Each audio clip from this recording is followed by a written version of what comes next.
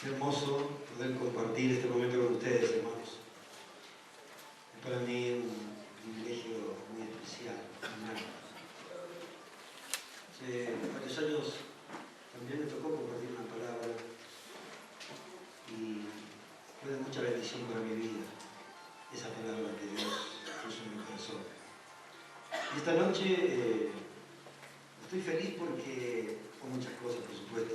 Primero porque soy un hijo de Dios, un hombre que Dios llamó al ministerio. Vaya si tenemos para estar felices por eso, ¿no? Me tuvo por digno de estar en el ministerio, de llevar la palabra, de enseñar la palabra. Pero estoy feliz también porque veo que el Espíritu Santo está moviéndose en medio de nosotros de una manera muy especial. Ayer escuchamos una palabra a través de nuestro hermano Guillermo, que fue una palabra preciosa.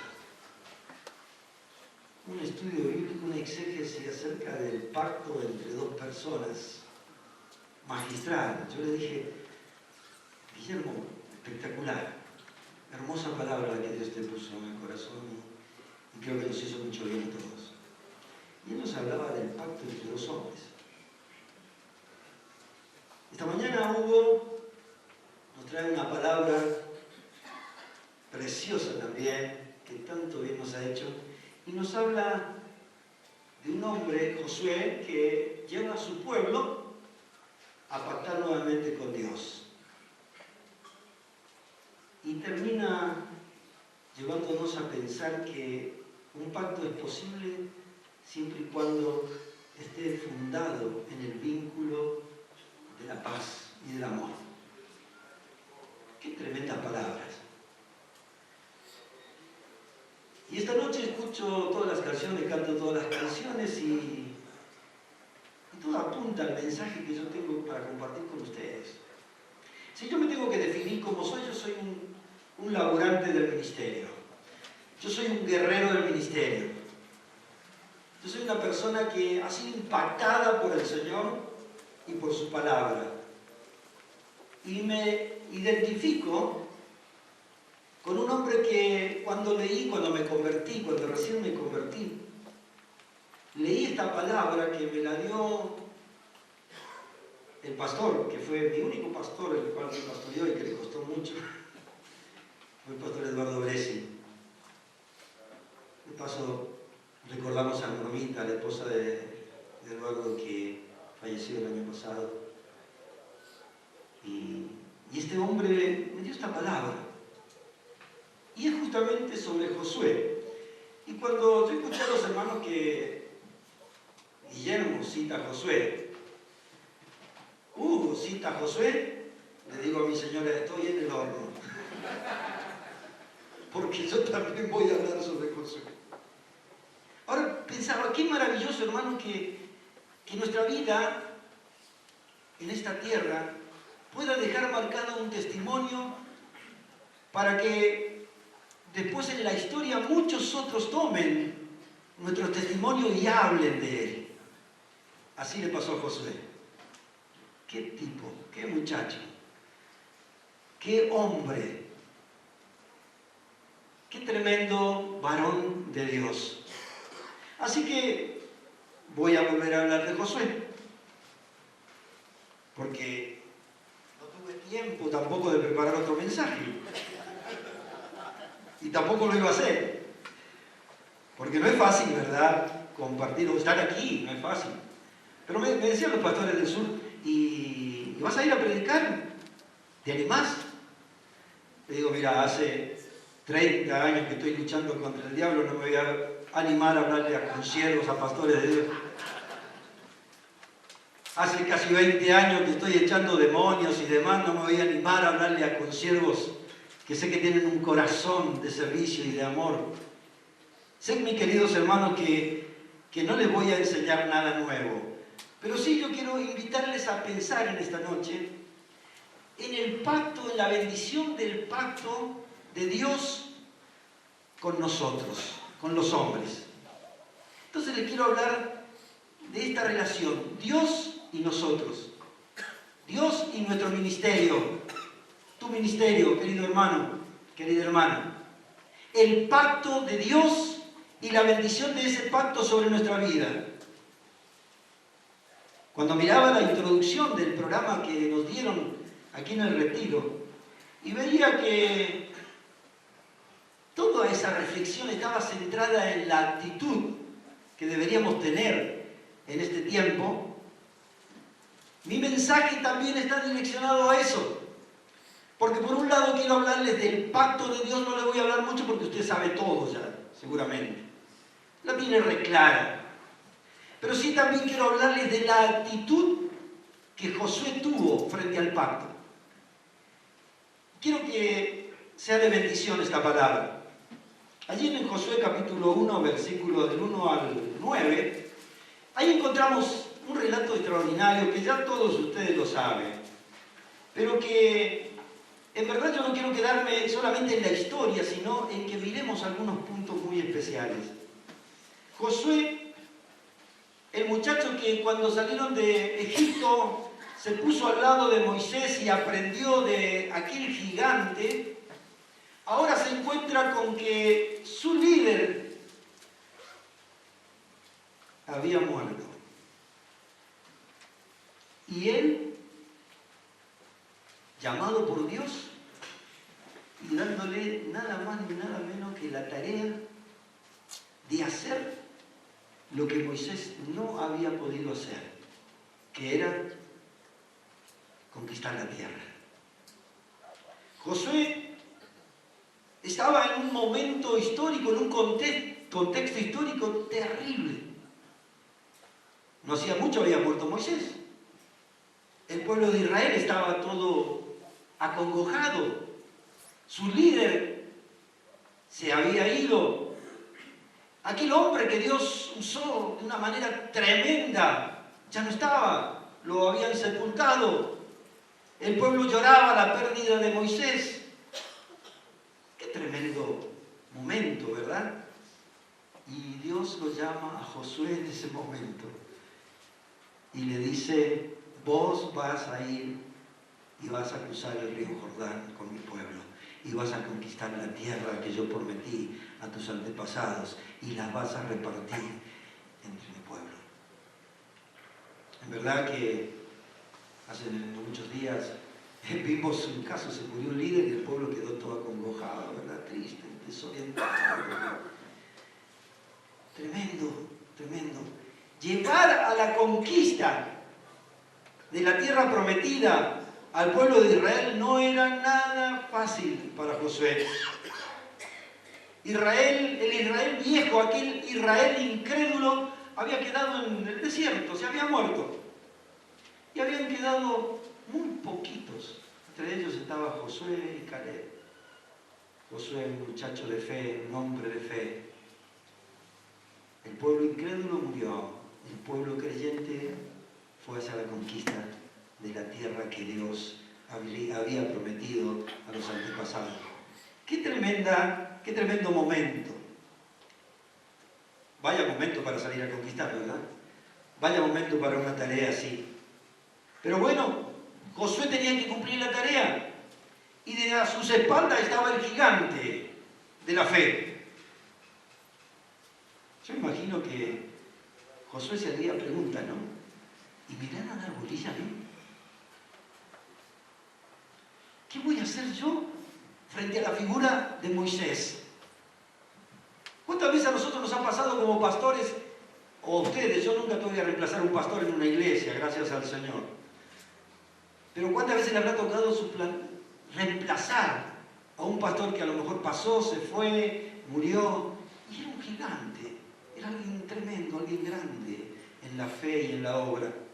Y esta comparación a veces se da, esta comparación muchas veces está ahí presente.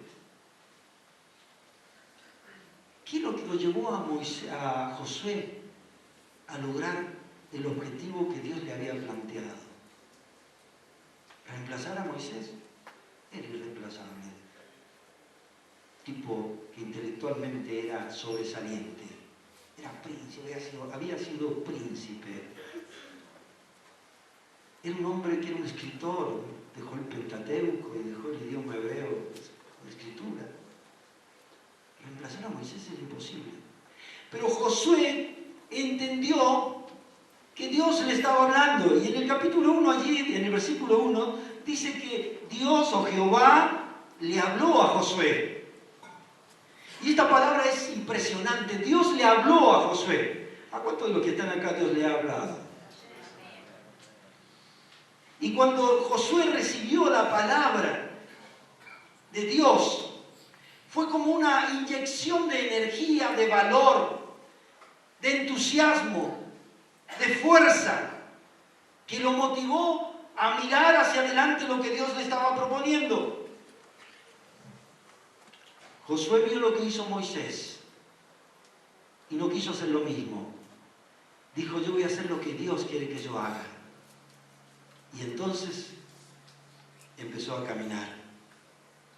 Hermanos, vale recordar aquí, aquellos que nos han precedido en la historia, grandes hombres de Dios, y debemos recordarlo con amor, con reconocimiento, pero ya fue.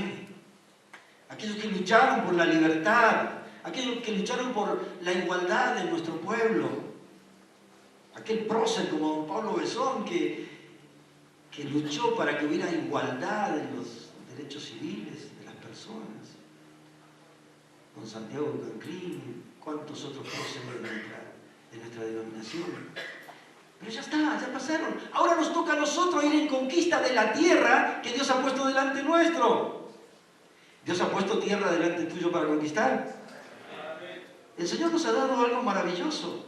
A ellos les dio hacer cosas grandes, y quiero decirle que la grandeza de todo hombre y de su obra no está en los hombres, sino que está en Dios.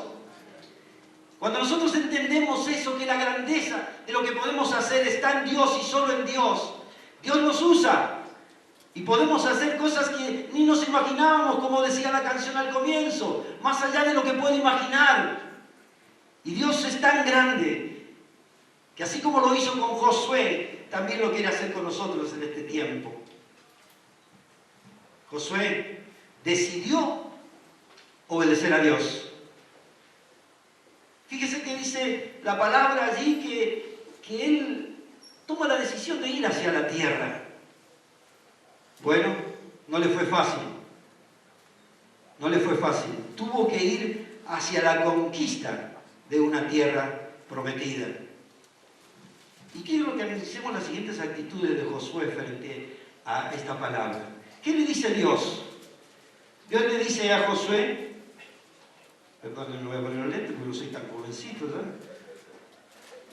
Dice, aconteció después de la muerte de Moisés, siervo de Jehová, que Jehová habló a Josué, hijo de Nun, servidor de Moisés, diciendo, mi siervo Moisés ha muerto, ahora pues levántate y pasa este Jordán, tú y todo este pueblo, a la tierra que yo les doy a los hijos de Israel. Yo os he entregado, como lo había dicho a Moisés, todo lugar que pisare la planta de vuestro pie, desde el desierto y el Líbano hasta el gran río Éufrates, toda la tierra de los heteos, hasta el gran mar donde se pone el sol, será vuestro territorio. Nadie te podrá hacer frente en todos los días de tu vida. Como estuve con Moisés, estaré contigo. No te dejaré ni te desampararé. Esfuérzate y sé valiente, porque tú repartirás a este pueblo por heredad la tierra de la cual juré a sus padres que le daría a ellos. Solamente esfuérzate y sé muy valiente para cuidar de hacer conforme a toda la ley que mi siervo Moisés te mandó.